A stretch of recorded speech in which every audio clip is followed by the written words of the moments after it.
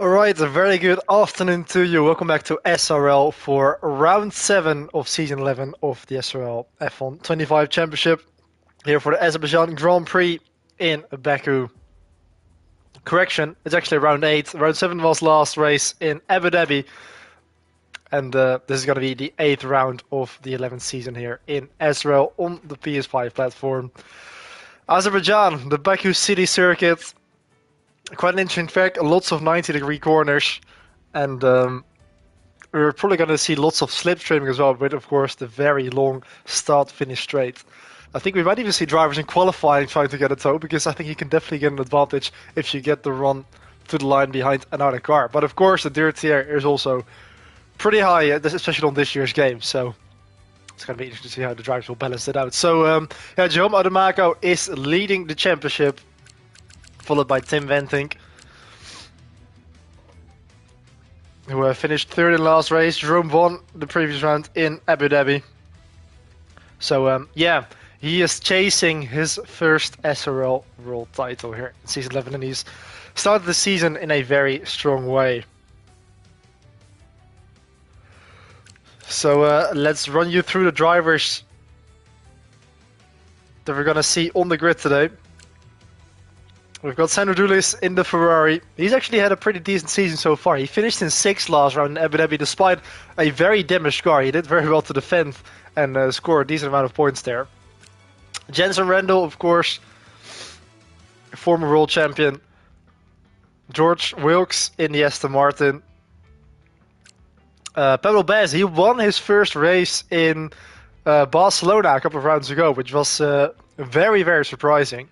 So he's definitely an outsider, but it was great to see Pablo Bez get his first victory in his home race even. David Roth, also a former race winner. Christian Dorman. We've got Selmes here in the Kick Sauber.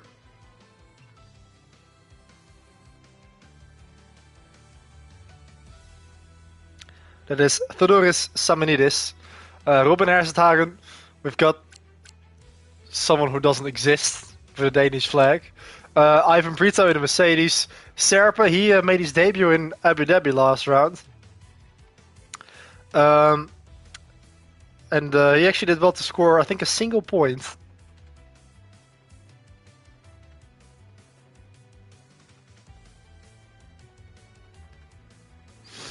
As most drivers are already on there, so I think we will start in a couple seconds time. So yeah, Serpa Alessandro Serpellini in the V-Carb with his teammate Senna Herweyer. Harley Collins in the Sauber, Jerome Ademako. Tim Venting, Season 5 champion, Dion Stahl. Manuelito, aka Nicolo Falsaresi, is the grid for today.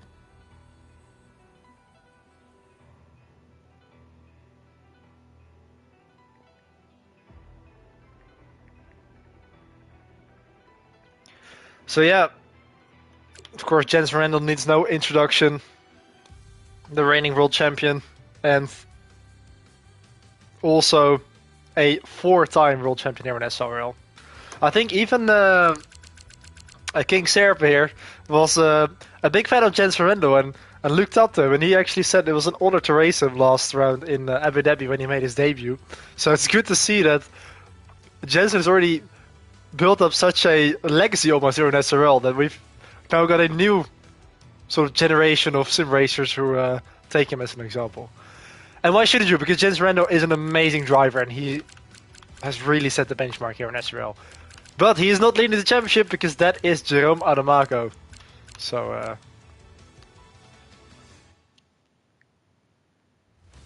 we've got a couple of drivers who are definitely challenging the reigning world champion, just like Tim Venting as well.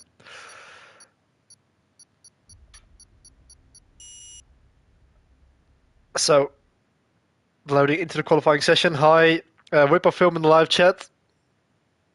Hi, Senna, Ivan as well, and Sandro. Good to see you tuning in. We've already got the 6-7 meme in the live chat already. We haven't even started with qualifying yet.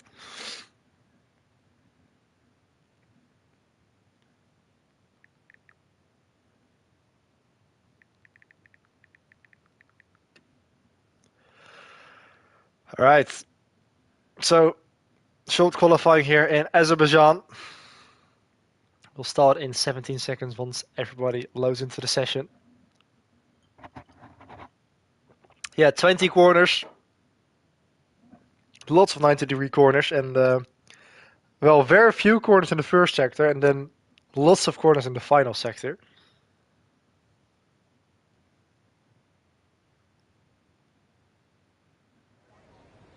It's very odd. We've only got like 5 turns in the entire first section of the track, and then all the other 15 turns are in the second half of the track. So anyway, 18 minutes here to start qualifying. Pretty crucial, of course, especially on this year's game with the increased dirty air. The qualifying is very important, and your starting position is pretty crucial for the way your race develops, because it's very hard to overtake. We will probably see quite a lot of overtakes this time because it's Baku with the long straight, of course. But on this year's game, it's definitely a lot harder to follow, which is more realistic, of course, because it's hard to follow in real life. But there have been some complaints by some sim racers saying that they kind of overdid it because, the dirty air is so strong, and the slipstream is still pretty much about as strong as last year. So yeah, it just makes it a lot harder to follow, even if you're faster. So that's why it's so crucial to qualify yourself as high up the grid as possible. As we see the cars leaving their pit garages. So also in the build-up to this weekend, the drivers have been really complaining about the lack of grip. Of course, the Baku City circuit is a street track, so there's always going to be less grip than on an actual purpose-built track. Although this year, for some reason, the track conditions are pretty awful, actually. Despite it being dry and despite the temperature being nice, there's just very, very little grip. And yeah, lots of drivers were complaining about that in the practice sessions and in the time trial sessions. Even though time trial is usually in the optimal driving conditions, really, with optimal temperatures and stuff like that. But yeah, very little grip, so that's going to be interesting. And I think we'll see some drivers struggling because it's almost like similar to a track like Las Vegas. So yeah, a very green track. And a very, almost greasy track by the way it feels like, but it is, of course, completely dry. So here we have the championship leader in the Mercedes, Jerome Adamako.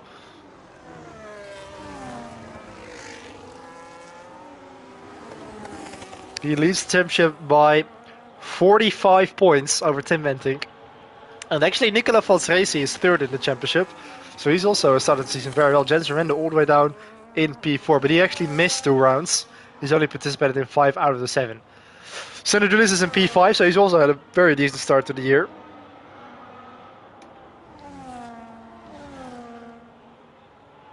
So, Jerome Adamako about to start his first lap of the session.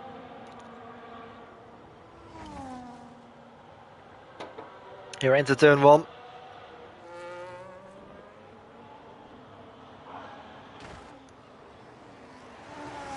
And here is the Haas of Robin Herstaren.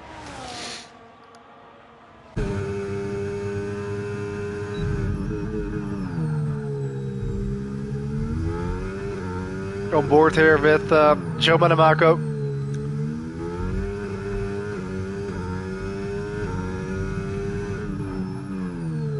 I've actually adjusted the POV a little bit here from the offset T-cam with a bit of a wider POV. So we can see the helmet designs very well, and also, of course, it kind of increases the sense of speed a little bit. I think I'll actually up the audio levels as well for the race, because I think the audio is quite low, isn't it?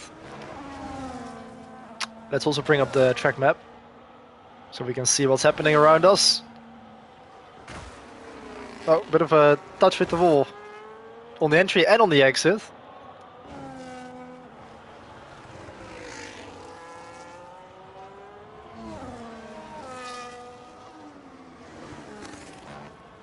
So, through the final section of the track here, this very fast flat out section up towards the start finish straight. There's a car in front of Joe Manamaco, but I think he is slightly too far ahead to really aid him here on the start finish straight. He might have a slight bit of slipstream. Senna Herweijer opens the account with a 41.7. Joe Manamaco 37.652. That's a very strong lap to open the session with. So a very good bank lap there for the German. Pablo Baz slots himself in between the two. But yeah, let's increase the audio a little bit here. Because I think it's relatively low, isn't it? Let's just up it all the way to 10.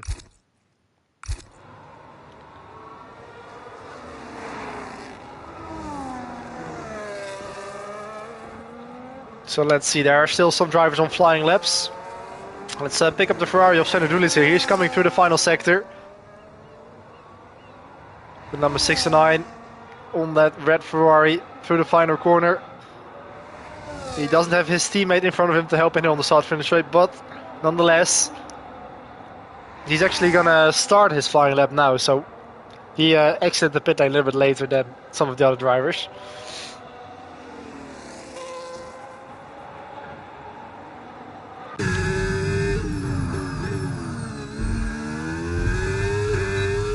Here we can see that familiar black and orange helmet design, which Doulis has always used throughout the years in the F1 games and also in karting. Oh, a bit deep there into turn 4. He did well to actually avoid the wall there. Just crazy goal there on the exit as well.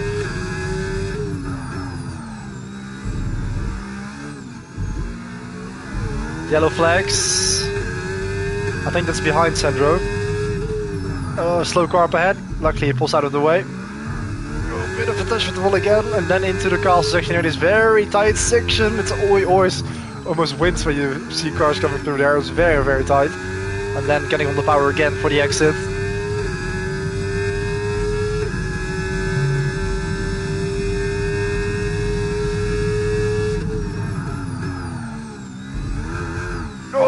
Lots of oversteer there on the exit. I think he might have touched the curb a little bit too much there.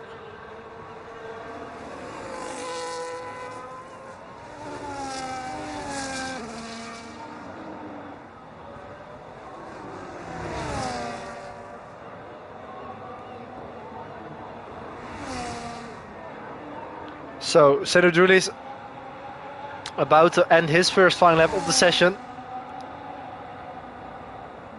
And it's a 39.775, currently good enough for P6. So that's actually quite a decent lap time despite that moment that he had coming out of the penultimate corner. Here's Dion Staal. Oh, he's definitely had a bigger moment than that because he's lost his full front wing. So he's gonna go back into the pit lane.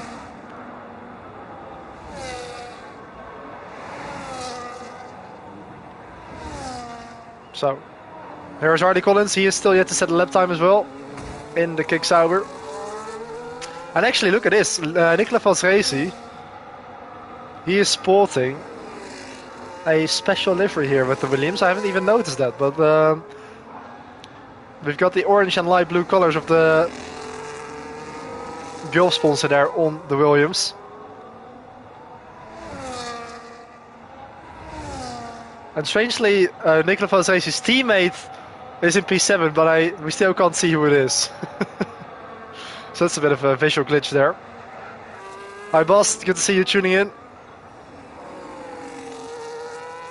So most of the drivers now have set their banker laps. I think only the lap times that we've seen from Dion Staal and Ivan Brito aren't really representative, because they both got damage on their lap.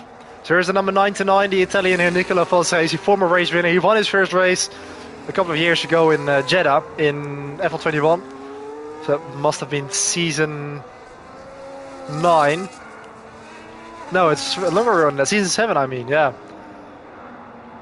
And he has definitely matured himself nicely as an SRL driver.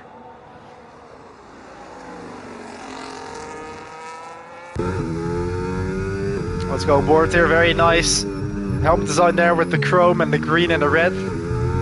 That actually looks pretty nice with the Italian colours on it. And it actually matches quite well with the sort of chrome on that special Williams livery.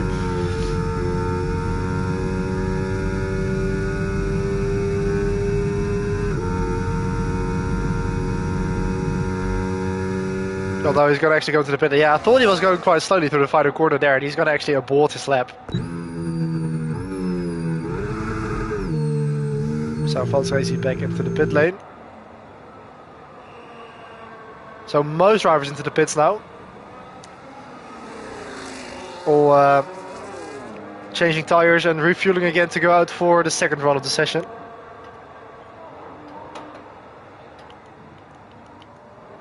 So here's Tim Ventink. Second in the championship here, at number 42 in the Red Bull. Former world champion, season 5, all the way back in 2019.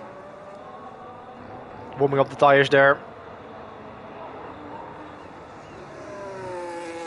And Tim Ventink currently in 5th place, so he's got a decent bank lap already.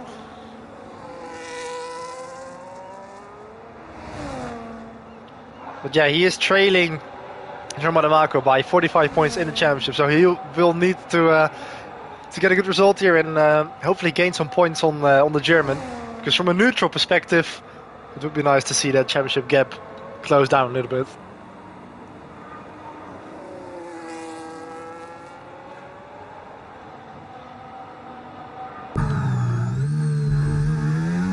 On board with Tim Ventink here.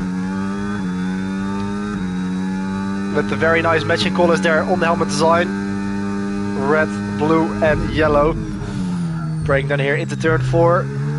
Kissing the curbstone there nicely. Then back to the right here for turn 5. All these 90-degree corners in the first sector. We've got Soji Gamer cheering on Jerome and Marco there in the live chat. Good to see him getting some support, the championship leader by 45 points. Tim Ventink here, almost looking the rear brakes there into turn 7. Now into turn 8, the castle section, 9, 10 to the right, and then 11 and 12 here to the left. That looked pretty neat through there. And then opening the throttle again. And braking down for turn 13. You really want to kind of go over the curb there, but don't want to hit it with the floor of the car, of course. That looked pretty nice. Then into the final braking zone of the track. Turn 14. Trying to find direction there on the exit. And through this very fast section of 16, 17, 18 and 19. This is going to be an improvement for Tim Ventink. He's already got a 39.084 and he improves the P3 with a 38.743, so a 3-10 improvement for the Dutchman. Puts himself in the top 3 so far. So good lap time there for Tim Ventink. Although nobody can touch the 37.6 set by Jerome Marco.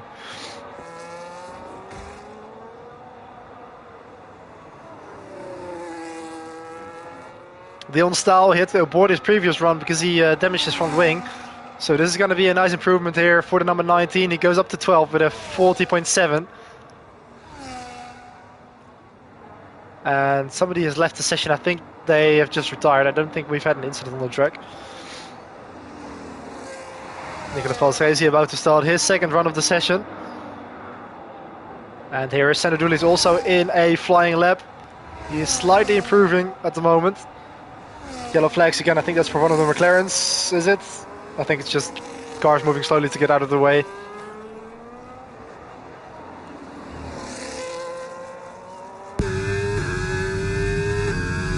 Senadoulis drove back to P10. He's going to be wanting to improve on that, coming to the final couple of corners. This very long start finish straight, almost feels like you're on the highway. But he's actually going to abort this run, even though he was actually on a decent lap. He's going to go to the pit lane because he feels like there's probably more in it. And also Jerome felt like there was more in it. 37.351. A very, very good lap there for Jerome. And also one of the McLarens lost it there coming out of turn 1. Fortunately, he's still got his car intact. And it might have been some sort of connection issue there for Serpe. But yeah, Jerome Marco has improved on that 37.4 by a tenth. So I think we probably won't see anybody touching that lap time because the 37.3 is insanely quick. That is really impressive for the German.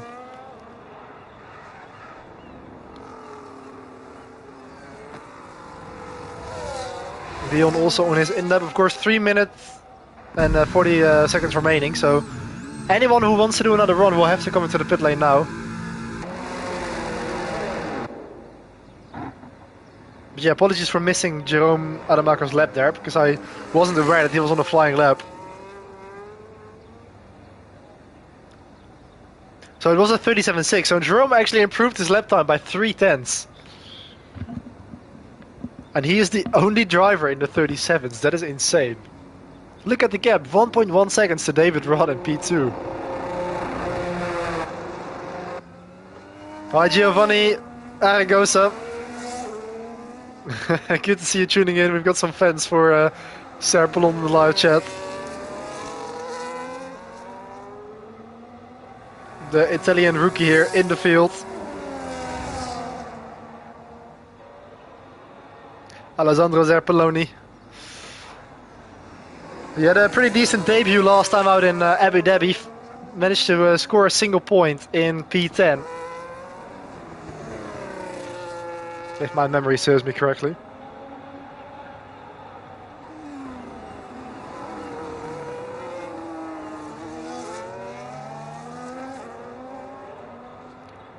Or did it just miss out? I think he actually finished in P11, so apologies for that, yeah.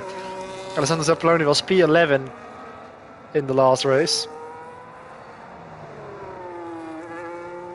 So he is still yet to score a point. Oh, nice slide there from Senne Herweijer.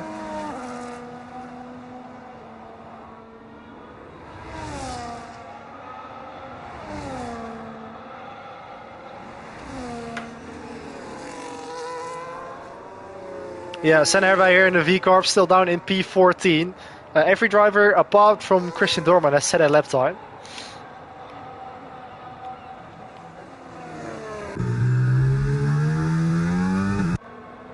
As Senne Herweijer winds it up to the start-finish straight to start his flying lap. Ruben Herstagen here in the Haas. Ivan Brito in the Mercedes is currently on his out lap, so he'll probably also make it in time. Here is David Rod. Is he going to be able to get within 1 second of Jerome Adamaco? I think that is the only thing you can really aim for. I really don't think anyone is going to touch that 37.3.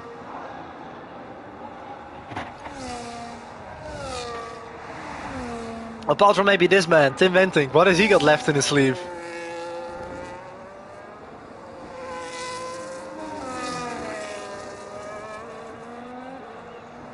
So all the drivers now charging up for one final attempt here with 1 minute remaining in this qualifying session. Jerome Adamaco doesn't feel like there's anything left in it, so he's decided to bank on that, and I think rightly so.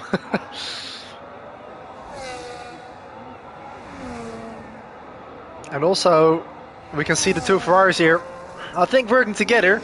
Dion Sau is going to go first, and then Sandro is going to go after him. Of course, they do have a bit of a gap between them, although is Dion going to sacrifice that? No, I think he's also speeding up. Okay. So, they are going to be the last drivers to cross the line, apart from the McLaren of Jensen Rando. He's going to be the actual last person to cross the line, so he's going to try and make the most of the track evolution. So here's Tim Wenting. What can he do? He's currently in P3. He needs to find 0.4 of a second to gain one position.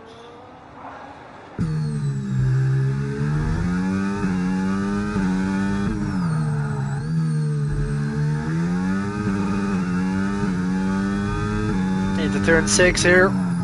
Trying to really sort of sacrifice this bit to open up the second bit. 0.07 of a second improvement there in sector 2. Into turn 8. You really want to kind of cut that corner a little bit there. As much as you can. And then into the castle section. You can't cut it here because you'll hit the wall. It's always really satisfying to see the drivers go through there. Just avoiding the walls on the left and on the right.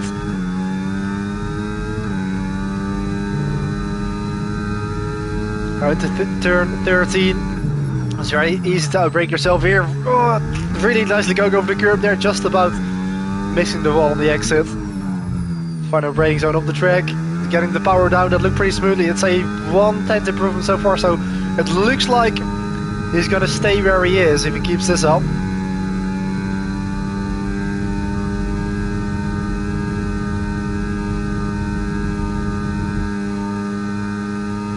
Out of ERS here on the start-finish straight. So Tim Wenting, he improves to a 38.4, but he stays in P3. Here is Senna Dulis, he's on a really good lap. 0.8 improvement. Currently down in P11, but this could definitely see him go all the way up to, well, he could actually go up to P5 if he really finishes off this final sector really well. Senna Dulis from P12 to P5, yeah, 38.859, 0.9 of a second improvement. However, Jensen Randall is still on a lap. He is going to be the last driver to cross the line. Jensen Randall from 6 to P3. So Jensen Randall there just about puts himself on the second row of the grid. Ahead of Tim Ventink. However, no one was able to touch the lap of Germain de Marco. Look at that, 37.3. 8/10 of a second in front of David Rod and Jensen Randall. That is actually insane. Hats off to Germain de Marco because that is an amazing lap. Jerome proving that he is the alien once again. 9/10 ahead of Jensen Randall. 1.1 seconds in front of Tim Ventink. Unbelievable lap for Jerome Adamaco. Serap has done well to put himself in P5, Shinadoulis in P6, and Selmas in P7. So those are the 18 drivers completing the grid for today. So for some reason the name doesn't show up, but the other Williams, that must be Jamie Jägerström. Yeah, it must be, because I saw the Danish flag. Yeah, Zeppelini is on the pad even, so that's very respectable because it's very hard, especially on this track, to get it right on the controller. So well done to Alessandro Zeppelini for qualifying himself well inside the top 10 there. I just love how Italian his name sounds. Alessandro Zeppelini. Doesn't get much more Italian than that. I've actually visited Italy twice this year. I was at the Italian Grand Prix in Monza with the two Ferrari drivers, Sandro Dullis and Dion Stahl. And I was also in Italy all the way back in February for the winter sport holiday in the north of Italy in Marileva, in the south of Tyrol. So, yeah. I'll be in Italy again in about 3 months' time. I definitely have an affinity with Italy, even though I am from the Netherlands.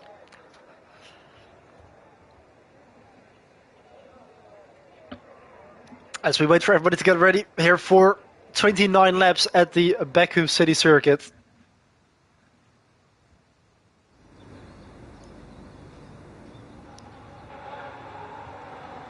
As all the drivers embark on their warm-up lap.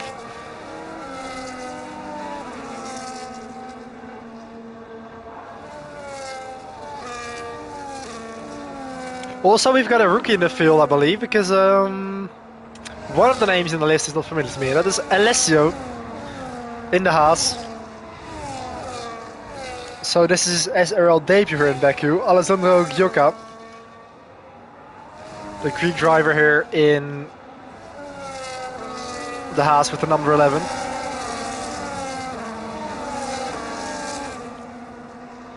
So he's qualified himself inside the top 10, so let's see how his first appearance in SRL will unfold. So we can see the predicted strategy. So yeah, it's predicting a 2-stop or even a 3-stop. Because I heard drivers talk about the fact that the 2-stop might be faster around here because of the severity of the tire wear. I remember actually back in Season 4 on F1 2018, I myself actually did the 2-stop compared to most of the other drivers doing the 1-stop, like Senna Dulles and Cameron Weston Edwards. And I actually won that race with the 2-stop because the tire wear is just so heavy. Oh, Jerome, look, what are you doing?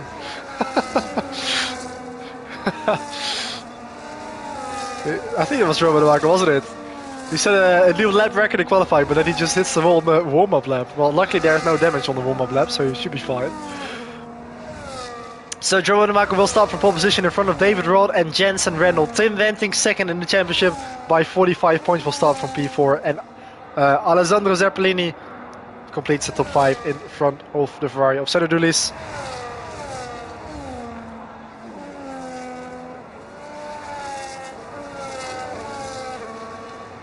And then it's Theodoros Samanidis in the Kick Sauber in 7th place in front of Jamie Jägerström in the Williams. And then Alessio Gioca in the Haas. And Nicola Falsesi completes the top 10.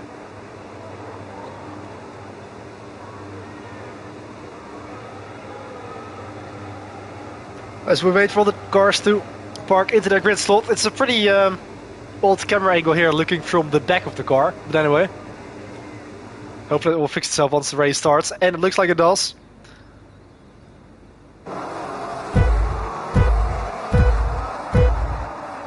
So, lights on red, round 8 of season 11 is underway. Good start from Jerome Adamako there into turn 1. It looks like most of the drivers have been able to get through turn 1 there unscathed. I think the Cyber nearly had a bit of a moment there. The V-carb of Serpellini nearly leading to the inside there of Jensen Rendel. But surprisingly, it seems like no one has really been involved in any sort of incident there in the first couple of corners. So, kudos to all the drivers there for keeping it clean. Pablo Best up into 7th place, and Adulis has dropped a few places down to P8. As we see lots of shuffling about here at the back. Oh, there's actually been an incident. Unfortunately, Dion Staal is around. And I think he might have been involved in a bit of contact there with possibly George Wilkes, because he's also dropped back. So that is unfortunate there for Dion. He's gonna have to make a comeback there from P18. It looks like he doesn't have a lot of damage, at least not visually. Potentially damage to the floor of the cycles, but his front wing still looked fine. So Geronimo Adamako continues where he is in the lead of the race. As we see yellow flags again in the final sector.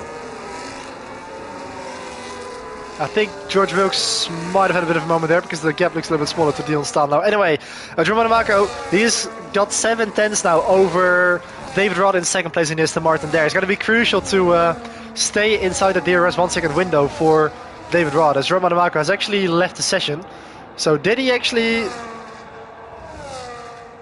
hit the wall? It looks like he did, because there seems to be a safety car now. So after an initial incident with Dion Staal, George Wilkes then lost it straight away before we even completed the first lap. And that is actually straight away called out the safety car here on the first lap.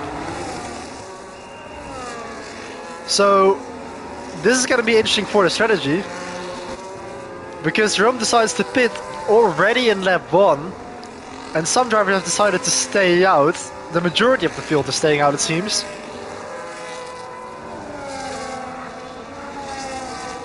So this is going to shake things up a little bit here.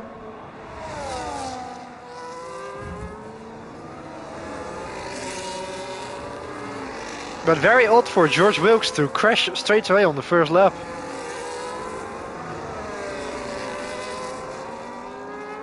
Because it looks like he just lost it on his own.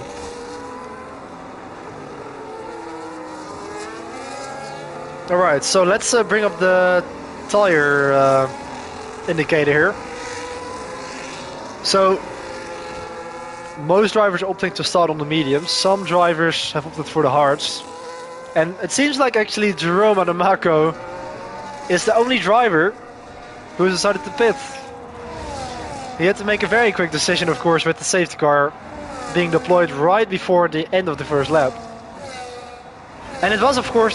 right, so... I thought it was the safety car because I couldn't imagine why else Jerome would actually pit, but it seems like it was only a VSC, of course, because we're back on the green flags. So sorry for mixing that up here. So it's a very odd reason why Jerome has decided to go into the pit lane then, because... Yeah. It must have maybe carried some damage or something like that, because I can't imagine why else he would actually take that chance. Anyway, Tim Wenting is also into the pit lane. Oh, and he's definitely at the moment. He's lost his full front wing. So that is going to set him back quite a bit here. As David Rudd continues to lead the field here with Jensen Rendel in behind him. Serpellini has done well to put himself all the way up to P3. But I thought I heard something, but yeah, Tim Wenting, he must have had a pretty severe impact with the ball, because he lost his full front wing. Christian Dorman has got a 10-second time penalty for colliding with somebody else. So lots of stuff going on here outside of the camera angles, so apologies for that. Anyway, we've got the number 75 here leading the way, the Romanian driver David Rodde. He won his first race last year at Baku, in Bahrain in the opening round. And Jensen Rendel still trailing him by just under half a second, so he will have the DRS on the start-finish straight. As one of the McLarens has had an issue, Christian Dorman has had a moment there into turn 9, and he has also lost his front wing, so lots of mistakes here by the drivers. Oh, there's a Sauber in the wall as well! And will this actually bring out the safety car? I think that was Harley Collins who lost it in the castle section, and this is a virtual safety car once more. So yeah, the driver's really struggling here. I think that is really because this track has just got so little grip. The drivers are already complaining about this in the practice sessions in the build-up to the race. For some reason this year in Baku the track is really green, and it almost feels like similar to Las Vegas, for example. And it seems like, well, there's always going to be less grip on a street track, but they are struggling a lot more than in previous seasons. So yeah, what does this mean for the strategy? Nicola Valsreci is staying out. I think Serpellini is into the pit lane, as is Jamie Jägerström. Oh, and Pedro Bess has got a drive-through penalty for speeding on the safety car. He was just under the delta. Tim Venting decides to stay as well because he just pitted for a new set of tires for his front wing change. Yeah, Tim Venting has got a lot of work to do now, all the way back in P11. That was a costly mistake there. We haven't seen it. It might have not been his fault, but he's now got the run on Dion Stauer here on the back straight. So at least he's now back inside the top 10. And also at the front, Jensen Reno is really close to the back of David Roth. Although he might actually be pretty comfortable to stay there, as David has a bit of a slide there on the exit of turn 8, coming out of the castle section.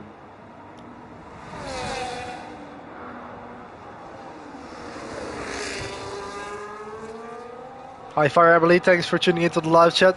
So let's see if Jensen Reno will attack, or is he just going to stay behind and save some ERS? Let's go on board with the British driver. Look at him, he's nearly pushing David Roth through the corner. And he is going to attack here on the start finish straight with the help of the DRS and the slipstream and the ERS. So we have a new race leader here at the end of lap 4. Also further back, this is the fight for P3. Senadulis here getting overtaken by Jerome Adamako on the start finish straight. And in the process, Adamako with a new fast lap of the race on the hard compounds, 44.7. So yeah, a very interesting choice for him to pit on the first lap with that virtual safety car. Maybe he expects the tire wear to be very high, and maybe he just wants to get the first pit stop out of the way already and then just stretch it with the hard tires and then go to the mediums at the end. Tim Venting is also on a charge to get back through the field. He just took over the fast lap from Jerome Adamako. He's got a 7-second gap to Pablo Bez and P9, but he's still got a drive-through penalty to serve.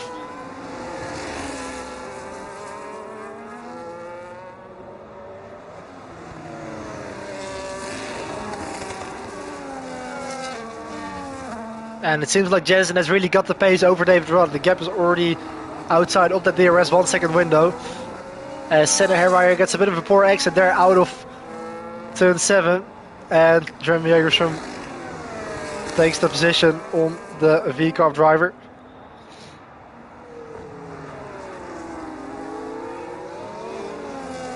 So this seems to be the closest group of cars on the track at the moment.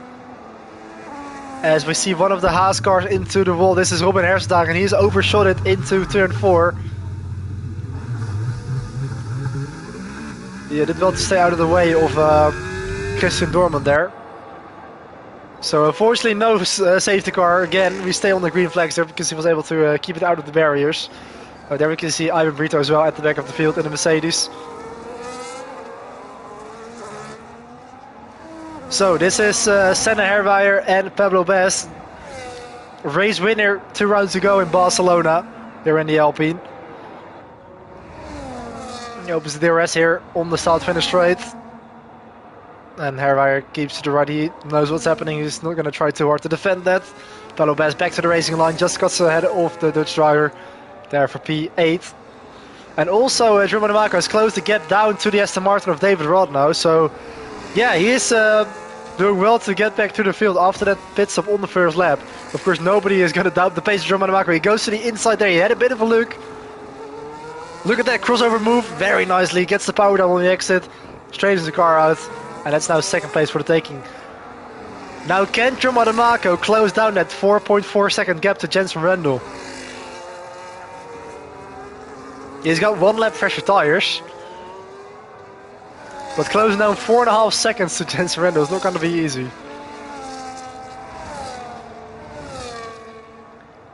So this is all the way at the back of the field. This is the battle for P15 between Ivan Brito and Robin Hersthagen.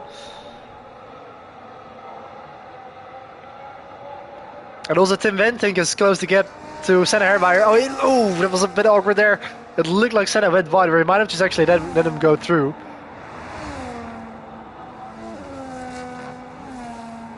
So yeah, it's going to be crucial for Tim to gain as many places as possible because he is second in the championship. He is in the championship fight with the driver who is currently in second place. Bit of a slide on exit of the final quarter. Tim Wentink had a really strong race in Imola, where he stayed out on the hards when it started to rain at the end, and he nearly brought it home. He was leading coming into the final braking zone of the lap, but unfortunately outbraked himself on the very shot and worn out hard compound of tires, and unfortunately gifted the victory to Jerome Adamako there. You can't blame him for it because he did so well to get so far into the race on the tires that were so worn out, but he just made a mistake and braked a little bit too late. He just missed his braking marker ever so slightly, and of course the track goes downhill there, so he just had no chance to get that stop in time, and he bolted the victory. But you can't really say he bolted it because it was really impressive how he already got so far into the race, even leading the way up until that point. But yeah, that was pretty unfortunate, but a very exciting race nonetheless.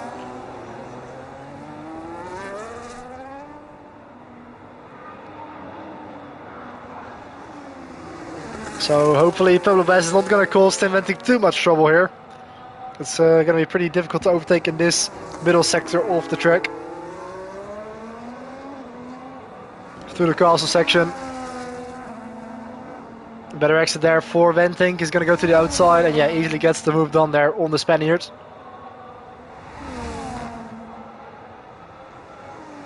Also Zeppelini, he's being cheered on by Giovanni Ragosa, and he is closing down the gap to the Ferrari in front of him. This is Sandro Dulis and Alessandro Zeppelini. The battle for P5. Look at that. This really nice aerial shot there. Look at the power of the slipstream there and the DRS. Alessandro Zeppelini up into 5th position. Make that P4, because David Rod has decided to go into the pit lane. Oh, bit of a moment there for Dulis there. It looked like he nearly hit the wall. So David Rod, he has actually switched to a new front wing, so he picked up some damage there, and he's decided to pit early for the hard compound of tires. So that now promotes Tim Wentink up into 7th place. And he's got some clear track ahead of him now to close down the gap to Jamie Jägerström. And also Jerome Adamako. He's doing really well to close the gap. Look at that, they're now even in the same picture. Jensen Rendo and Jerome Adamako just separated by 2.5 seconds. Such an impressive pace here from Jerome Adamako there in the Mercedes. Because closing down the gap to a driver of the caliber of Jensen Rendo is definitely no mean feat. So Nicola Valserese here, the number 99, being followed by his compatriot Alessandro Zeppelini. The two Italians running in 3 and 4. And Zeppelini, yeah, already within a second here, so he will have the DRS on the Williams once we get to the start-finish straight.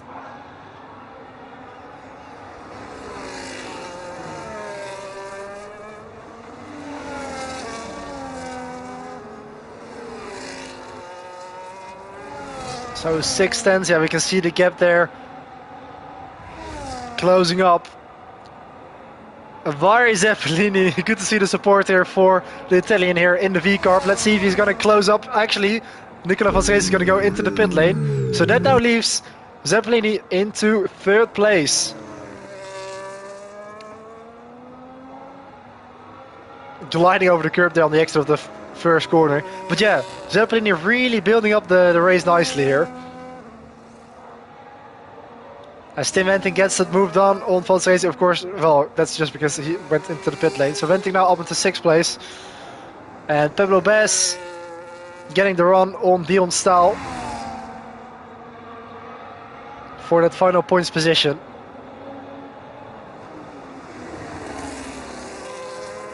And also Soji Gamer and L still cheering on Jerome and Amako. Yeah, he's actually doing well to close down that gap. It's already down to less than 2 seconds. Look at him just going all the way to the edge of the track there, through the castle section. Love this shot as well from the grandstand.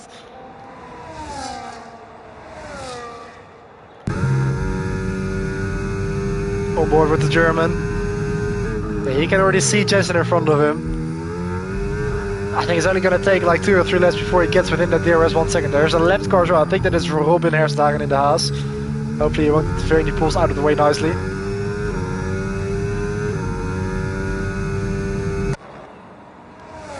And here, further back, Sander Dulis and Jamie Jägerström. In the battle for P4.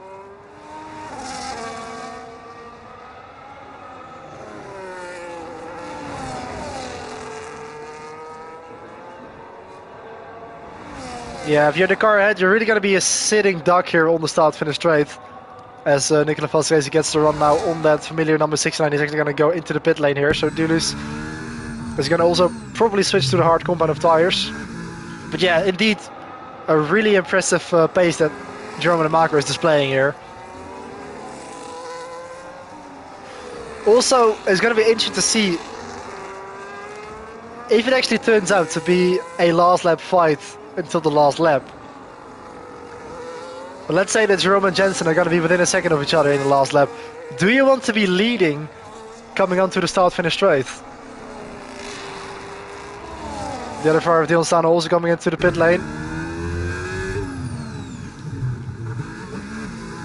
But yeah, with how strong the slipstream is and how long that run is to the start-finish line, you almost want to be in second place to just utilize the slipstream and get the run onto the start-finish straight to get the advantage to the line. And even, yeah, Bas is pointing out that it's probably better to be the car behind if it comes down to the last lap, because there is such a long line of slipstream.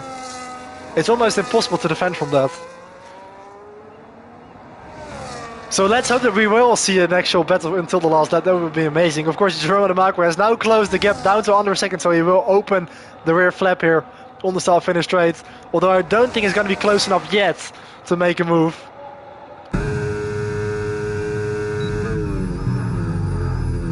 Into turn 1, they're slightly off the line. Of course, he will have the extra dirty air now.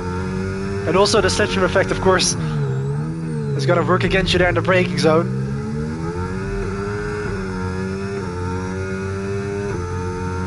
But yeah, Jerome Amako has well and truly closed the gap down to Jensen Randall on board here with the championship leader into turn 4.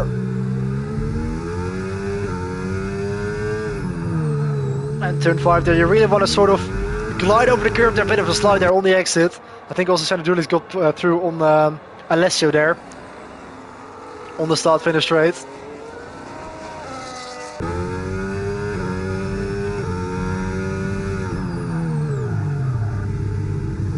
Into turn 9, in a 90-degree corner. Look at that, lots of opposite lock there for Jerome. Really trying to get the power down into the castle section. Always flirting with the rolls through there. And then trying to get on the gas again, straightening out the car here for the exit.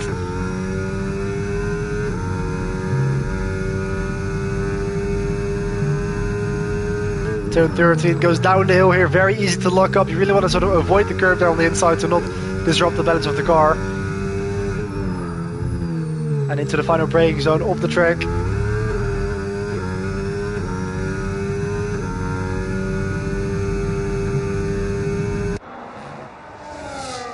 Meanwhile, we also saw a position change for P15 between Ivan Brito and Christian Doorman. But of course that is irrelevant to what's happening at the front. Jensen Randall, he decides to bolt and go into the pit lane. So that now leads Jerome Amako into the lead of the race. It's going to have to be a good stop here for the number 50. Looks like it is. So Randall opting for the undercut. Although he now leaves Jerome Amako with clear air, of course, in front of him. Look at it. This is some fun of games between this trio here fighting for P5 in this race. This is Nicola Valsrezi, David Rod and Tim Wenting. Yeah, good point there. I think indeed Jerome Ademako's rear tires are going to be pretty worn out because the tire wear is pretty heavy around this track. That's why you probably won't see anyone do a one-stop around here. But yeah,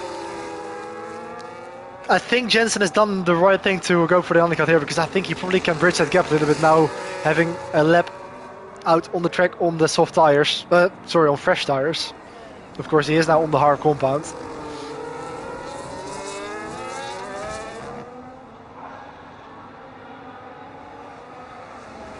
Actually, correction. Jens Rando, of course, started on the hard, so he's now on to the mediums. So he will probably try and stretch that to the end, I reckon. Although it's going to be a pretty long stretch from lap 12 onwards. But yeah, Jerome Ademako on 10 lap old hard, so he's probably going to pit as well soon. Because he doesn't want to give too much of an advantage to Jens Rando, of course. Yellow flags in turn 2. I think that's one of the Saubers, is it?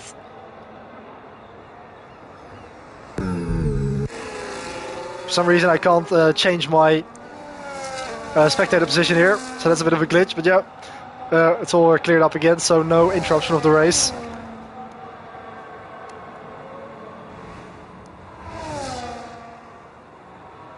Nicola Valsaresi tucked up behind the Williams FW of Nicola Valsaresi.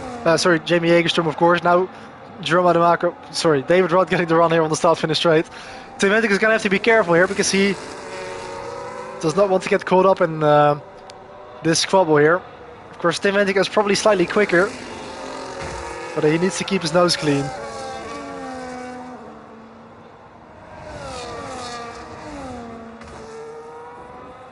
But yeah, Jerome Ademako definitely stretching it out pretty long here because he is still opting to stay out, so he is letting Jensen have that undercut. But I think Jensen is going to pay the price later on in the race because he is now burning up his medium compound of tires.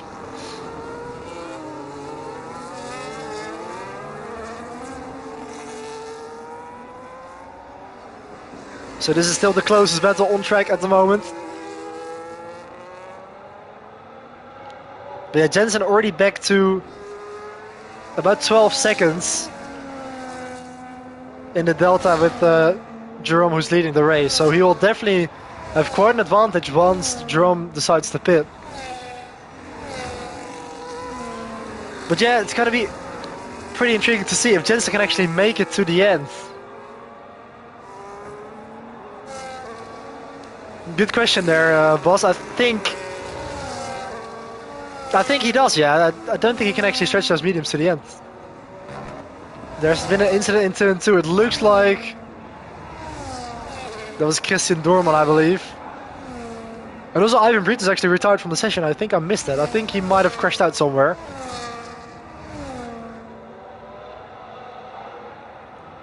But no virtual safety car by the looks of it.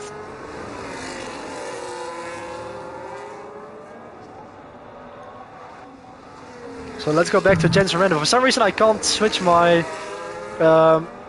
spectator menu, but Jensen Rando just made a move on Alessandro Zerpolini for P2 in the race, and also Pelo Best getting the run on Alessio, who actually decided to go into the pit lane. So apologies for missing that, but for some reason I can't scroll in the menu anymore.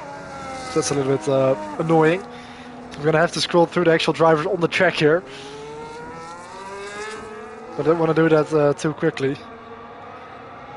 So this is Nicola Valsaresi, David Rod in P5, Jamie Jägerström still in 4th. As we scroll through the driver list here. Which I can't seem to do through the MFD here. Okay, it has fixed itself again, right. So, yeah, Jerome Ademako still in the lead of the race, but he is going to be on really worn out tires. He's going to have to be careful here. Jensen Rando has already closed the gap down to 9 seconds, even though it was about 20 seconds just after he came out of the pit lane. Jerome Ademako now decides to take a fresh set of boots as well. So this will now leave Jensen Rando into the lead of the race. And what a shot here, look at that. We can see both of them here in this picture. Well, we nearly did, but the camera cut out there. So Jensen Rando now takes the lead, but will he be able to stretch those hard tires to the end? Correction, medium tires.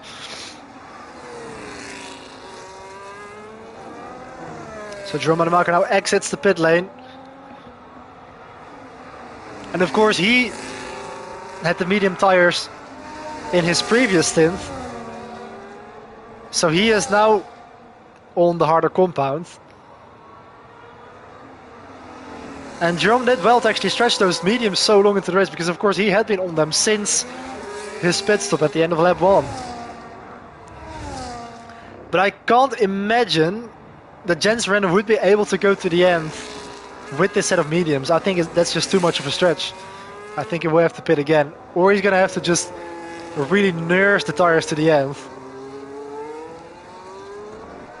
But yeah, I think he pitted at the end of lap 11, so 14, 15 laps on the mediums. I think that's a bridge too far. There's Jensen's teammate Christian Doorman. Pulls out of the way nicely. Also, Tim Wenting is closing down the gap to Nicola Valseresi. So yeah, it's really going to be a damage limitation race here for Wenting after that incident in the first stint of the race.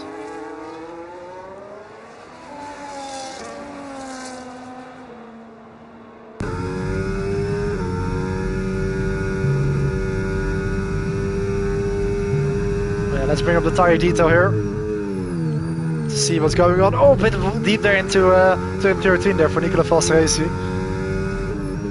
So here we can see all the compounds. As Tim Wenting gets through on Valseresi there, I think it looked like the Italian actually let him go there.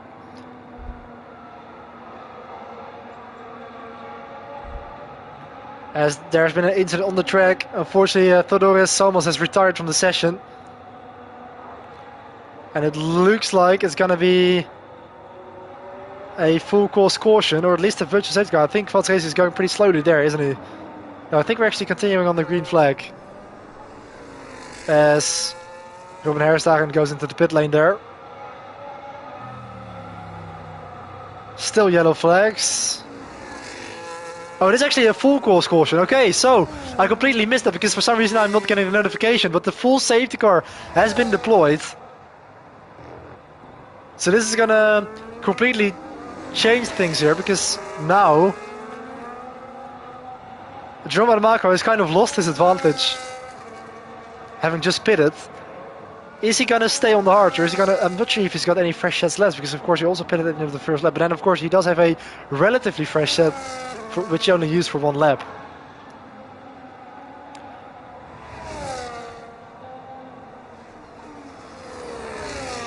Alright, so we are gonna have a neutralization to this race. It was hard to tell there, but yeah, it looks like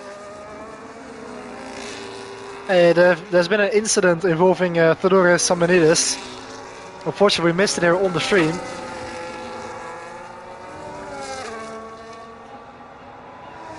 But it has definitely influenced this race quite a lot. If Jensen wants to win this, he needs to box. Yeah, I think you're right about that. I think he will actually do just that, as he goes to the left here to enter the pit lane. Now, does he have any fresh sets left?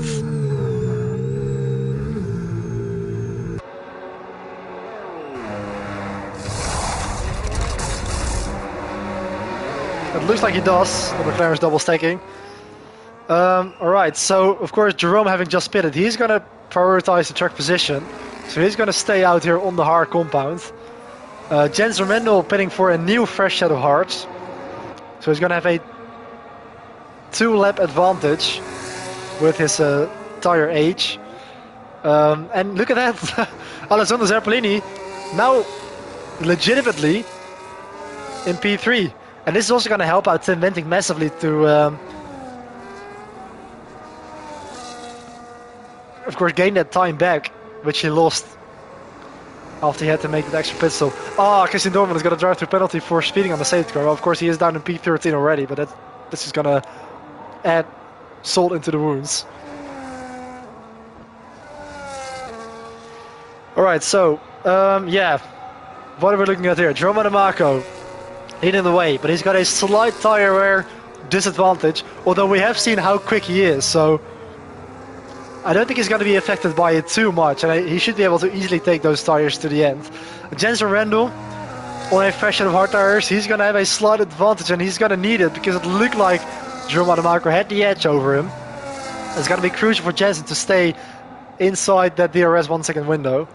And Alessandro Zerpolini in that Visa Cash App Racing Bulls in third place. Also on a fresh set of hards. Jamie Jagerson decided to go for a set of mediums. Tim Ventink, of course, he also stayed out during that safety car because he just pitted as well. So he's now into P5 and he's going to close up to the group again. So this has really saved Ventink's race in a way. David Rod in 6th place on the mediums. Nicolas Valsreis, Sander Dooley's on a fresh set of hards. And Alessio and Dion Staal. So I think the safety car will stay out for one more lap. Yeah, it's very odd that I'm not getting the notifications. We're just seeing the flags and the fact that it's a yellow, but I couldn't tell the difference between a yellow flag or a VSC or an actual SC. But anyway. I think, yeah, I'm not even sure if we even had a virtual safety car on the first lap, but we must have had one because otherwise I can't see why else Jerome Ademaker would actually pit. Because of course it is a cheaper pit stop when everybody else has got to stick to a delta.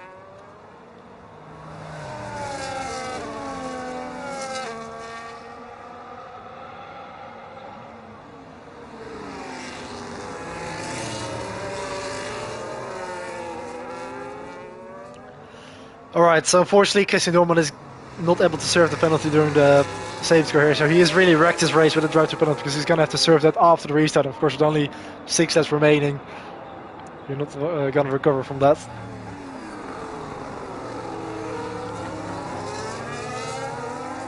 But yeah, I think this the safety car is definitely going to throw a spanner in the works.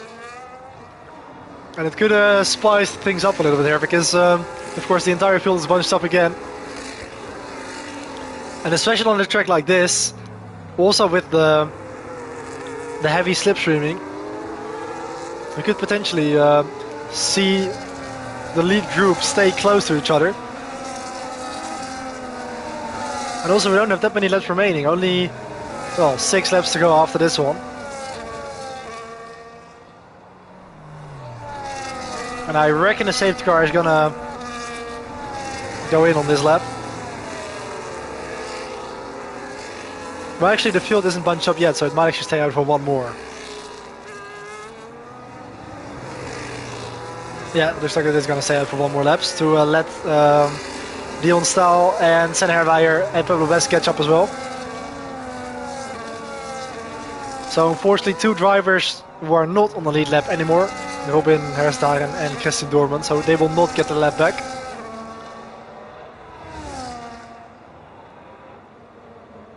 But yeah, this group here is racing to catch back up to the safety car, but they'll easily make it with the safety car staying out for one more lap.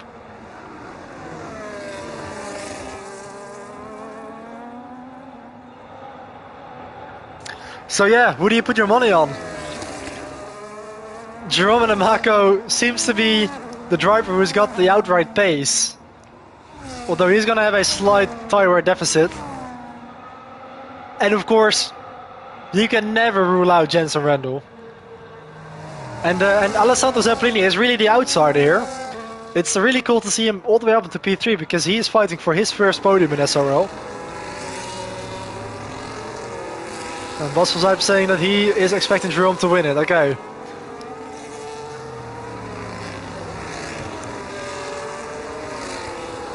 Yeah, Jerome is probably the favorite indeed.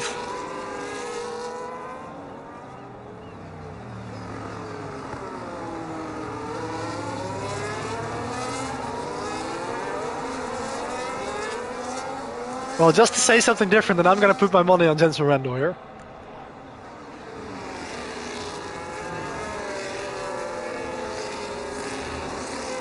Yeah. Yeah, let's hope that Tim Ventink is going to gain a couple of places here. He's definitely got a chance of a podium. Of course, it's going to be crucial for him because he is trailing Jerome Ademaker by 45 points in the championship, so he will need to gain as many places as possible to lose as little points as possible to the German.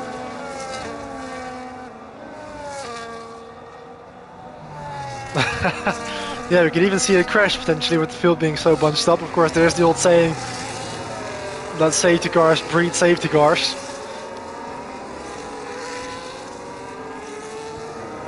And yeah, the safety car is going to go in on this lap, so we will have a restart to this race. A sprint race consisting of 7 laps for the final phase of this 8th round of the championship here in Baku. All the drivers here really trying to get some temperature into the tires. Jerome Adamako is pacing the field. When is he going to decide to go? He's going really slowly here through the final corner. He's going to try and call Jensen asleep here. Look at how slowly the field is going. Jerome really trying his best to get some temperature into the tires. We're almost crawling over the start finish right there. And Jerome Adamako now decides to put the hammer down. So he is off on board with Jensen Rendel here. Looking back from Jerome Adamako, what's going to happen into turn 1? It looks like he has got a safe distance to Jensen Rendel. What else is going to happen further back? So surprisingly clean restart here, as we see a bit of contact there for Pablo Bez, and I think Dion Stals and Herrera potentially caught up in it as well. Anyway, back at the front, Jensen Rendel still in 2nd place. Look at that. Jamie Jägerström attacking Serpellini there for 3rd position in this race. Tim Ventink has got to be careful too. Oh, Jamie Jägerström trying to defend the inside line there. Gets the move done on Van Zresi. Tim Ventink to the outside. Oh, no contact there between Tim Ventink and Serpellini. Oh, what a shame. Serpellini spun around. Where's Tim Ventink? He's also all the way back down to 12th place and gets a 10-second time penalty just to add insult to injury. What a costly mistake for Tim Ventink. It looked like it wasn't his fault. Just a very unlucky turn of events there. And this is crucial for Tim Ventink. Just like a couple of seasons ago. Oh, look at the okay, Tim Ventink. Yeah, okay, that was just out of retaliation, it looks like. He's got another 10-second time penalty. Oh, yeah, really bad luck for Tim Ventink. Virtual safety car now. Yeah. You can get the reaction there from Tim Ventink. It looked like he deliberately put Serpellini into the wall there. And yeah, Serpellini is now out of the race. That is so unfortunate for the Italian because he was doing really well, even within a chance for podium. Yeah, but yeah, this has really wrecked Tim Ventink's race. Just like last year. Last year it happened in turn 4. And Jerome Adamako, he's now going to pit under VSC. But let's get back on track here. So it's just a virtual safety car. Jensen Rendel now into the lead of the race. And he's now got a pretty sizable gap, 3.4 seconds to... oh no, it is a full safety car. I was about to say, otherwise that would have been a very strange decision. Of course, it is saying virtual safety car for me on the top left. But it is an actual full safety car, so it's a nice one, EA. I keep being misled here with the information I'm seeing on the screen. Alright, so, yeah. Another safety car. We just said it. Safety cars breed safety cars. And once more, that saying has been proven. So, let's look at the tires. Jensen Rendel now on 4-lap old hards. He's decided to prioritize track position. Jamie Jägerström on 4-lap old mediums, as is David Roth. Niek van Gelder. Almost all drivers decided to stay out. The only driver going for the opposite strategy is Jerome Adamako. He is on a fresh set of soft tires. So that is a pretty bold strategy call there from the German. Of course, he's gonna have the best tires by far, but he's gonna have to overtake 8 drivers to get to Jensen Rendel. And we just saw how risky that is. And indeed, he's taking the gamble. Yeah, definitely a very bold call there from Jerome, because nobody doubts his pace, but it's gonna be hard to overtake. Even on the softer tires, it's definitely a big risk to get yourself back into the pack like that.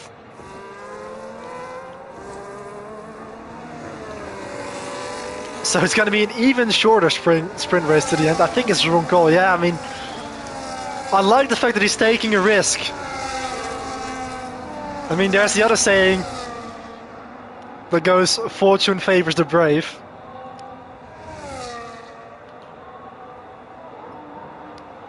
see if that saying will come to fruition as well.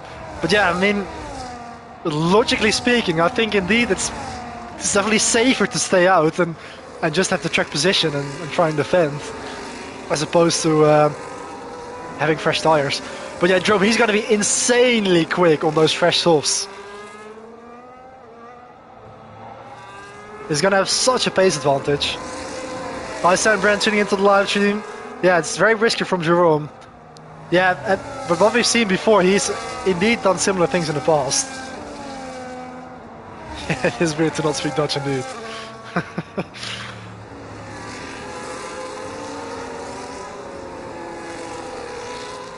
I'm gonna have to stay in my role here.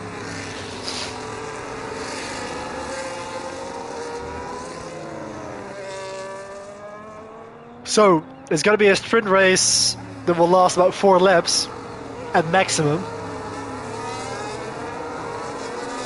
But yeah, the entire field is closed up again, so I assume the safety car is gonna go in on this lap.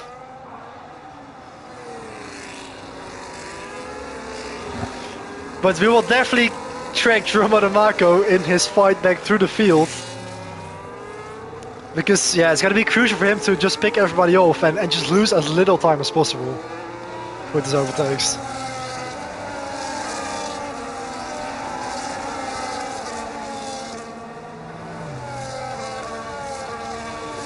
But yeah, I think Jens Randall is in the box seat to take the victory today.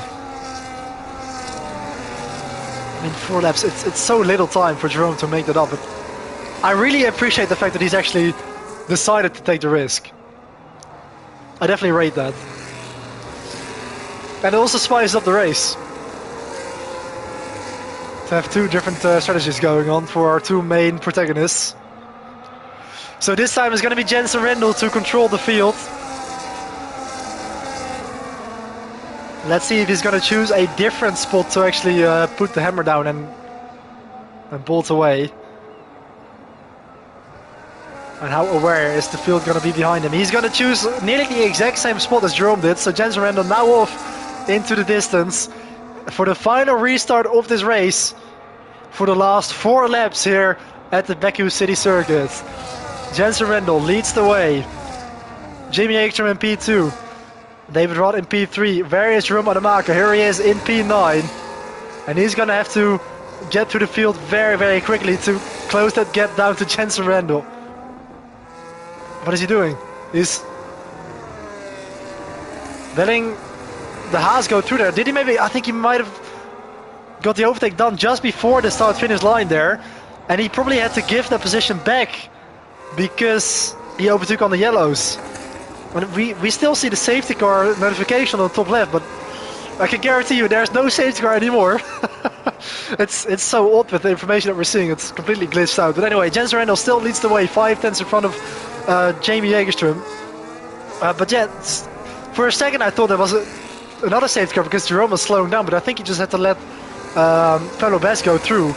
And that is really crucial because that is time that he cannot afford to lose. And he's now stuck behind the V-Car of Senna Herrweijer. He nearly hits the wall. He's going to have to go to the inside here. This is all very awkward. Senna Herrweijer gets out of the way. So Jerome Adamako now up into P9 behind the Alpine of Pablo Bess. So yeah, just ignore the safety car logo there on the top left. The game is lying to us. So yeah, let's stay with Jerome Adamako here because I think we will probably see him try and get through this group of drivers that he's got in front of him now as we start lap 24.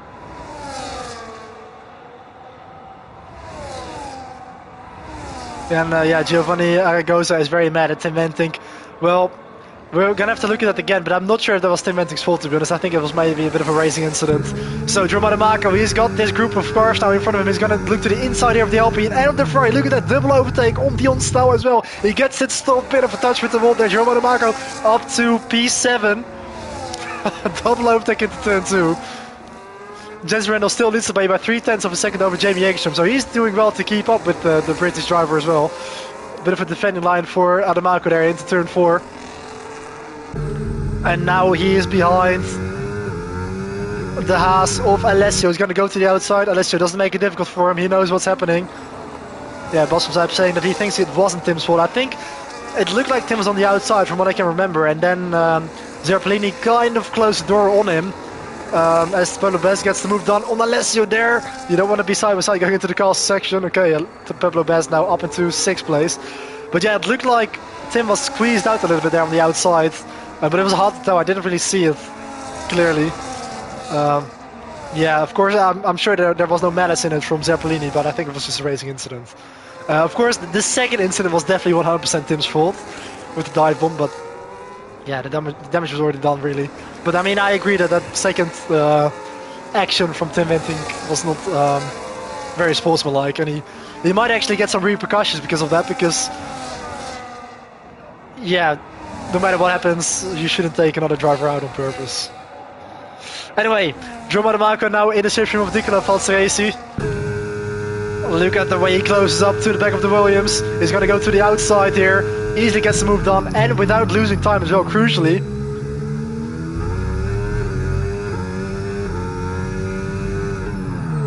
That is the Ferrari of Sander Dulis up ahead of him in P4. And also, meanwhile, at the front, Jensen Render, he's not able to shake off David Rod and Jamie Regenstrom. They're all still trailing him pretty closely behind. So we've got a group of 3 at the front here. Then there's a bit of a gap of 2.5 seconds to Sander Dulis, and he's got Jerome Marco behind him. So I think Jerome is going to fall short here. There's just not enough time for Jerome to make up that deficit, despite having the tire advantage.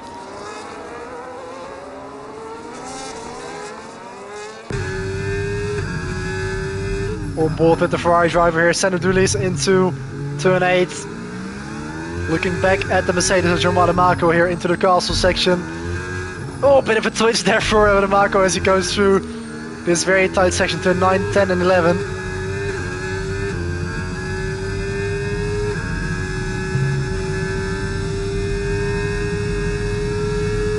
And Marco's probably going to charge up for the start-finish straight to get the run on the Ferrari.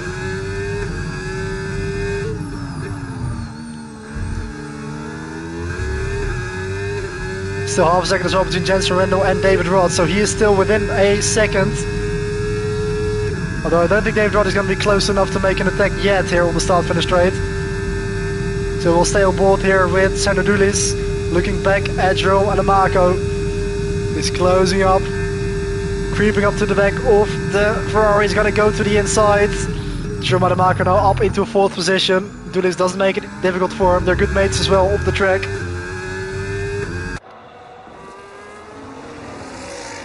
So 1.6 seconds now to Jamie Jägerström in P3.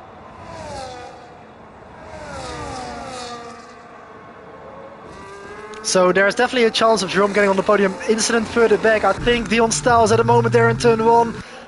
Yeah, so Dion Staal, he's lost his front wing. He's not going to score any points today.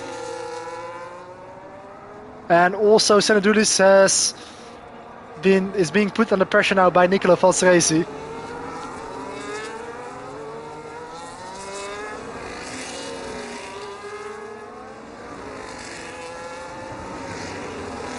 So yeah, Dion Staal possibly outbraked himself there. Oh, look at that, Dulis hitting the wall on the exit as well. And I think Nicola Falceresi has got a bit of damage as well.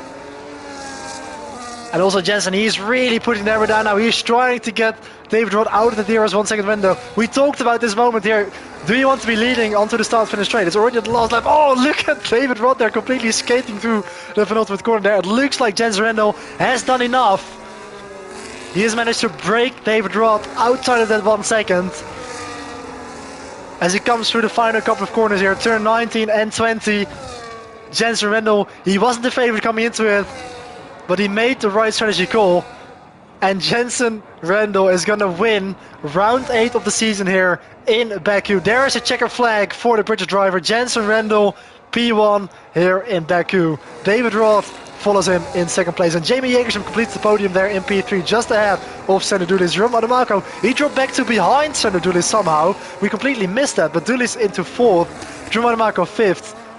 I'm not sure what has happened to Jerome, because he's completely dropped out of the order completely. What has happened to the German driver? Has he had a moment or an incident somewhere? I can't see where his car is, but Senna Herber is going to cross the line here in P8. I'm really puzzled by what has happened here because it looked like Jerome has DNF'd on the last lap. That is crucial also in a championship fight with Tim Venting, but yeah, I completely missed that as well. But anyway, Jensen Randall once again, yet another victory for the British driver. The reigning SRL World Champion on top once again. And it's still a very long season, so I definitely wouldn't write him out. And like we already said during the race, never write off Jensen Randall.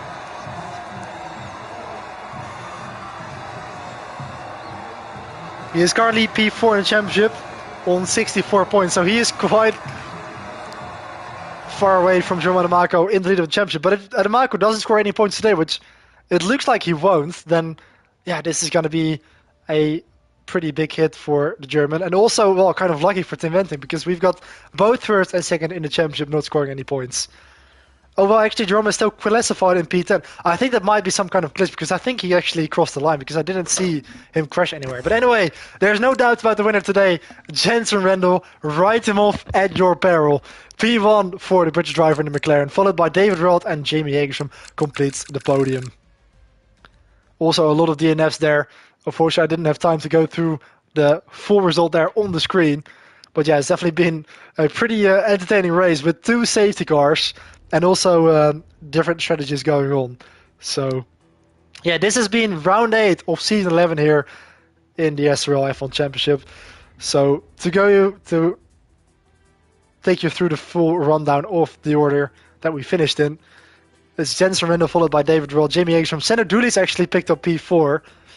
Niek van Gelder racing in 5th. And then Jerome Adamako, I mean, it looked like he was actually running in P4, but for some reason he's classified as P10. So that means that Pablo Bess is then in 6th, in front of Alessio, Senna Herweijer, Dion Staal in 9th, and then Jerome Adamako in 10th, meaning that would only score a single point.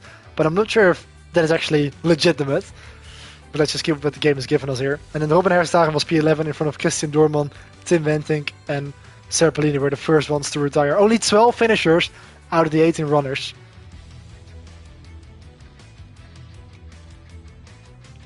So let's see if we can maybe get Jensen Randall in here for a post-race interview. Yeah, also Selmas, Ivan Brito, Harold Collins, and George Wilkes retiring from the session after earlier incidents.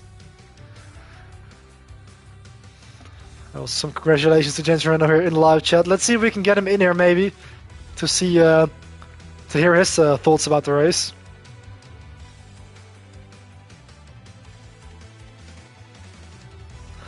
But yeah, I hope you enjoyed watching that race, because it was certainly quite an interesting one with the split strategies and the safety cars, and it seems like SRL always delivers, doesn't it? Let's see if we can get Jensen in here.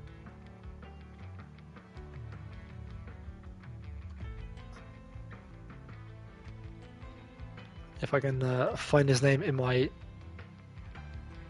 PSN list.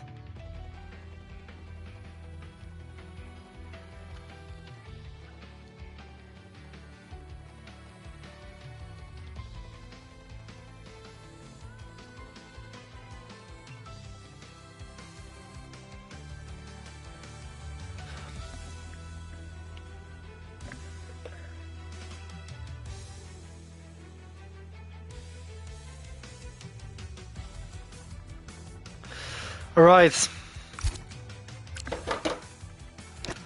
so that has been it for round 8 of this 11th season here on F1 25. Let's bring up the race winning car here. Of course, with the number 81 on it, and as well it's got the number 15 on it, but just like in real life, we see a McLaren coming out on top, like we've seen so many times in 2025. And yeah, probably gonna round off the stream here shortly. We'll see if Jensen Randall wants to give his insights to how his race went. And otherwise, we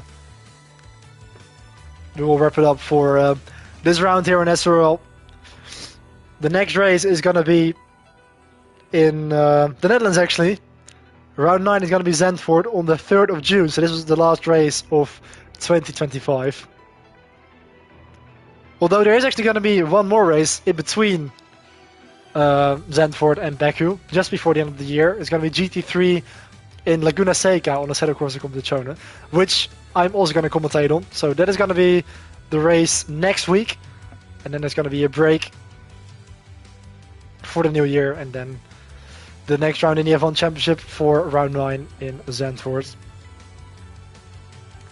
But yeah, just despite the messed up result that we've seen, we still don't really know for sure where Jerome finished, but I reckon he probably just finished in P4 or 5. I think I saw Sanadoulis cross the line in front of him, so it might have been P5, but yeah, no matter what happens, he is still leading the championship. And Tim Ventic is still going to be in second place. And actually, I think Jens Rendo is going to overtake Nicolo Falzaresi for third place in the championship now. Sanadoulis is still in fifth place. Actually, Doulis is going to drop a place to Jamie Jägerstrom. He's going to probably, go up to P5. And then there's Pablo Bez in P7 in front of George Wilkes and Theodoros Samanidis.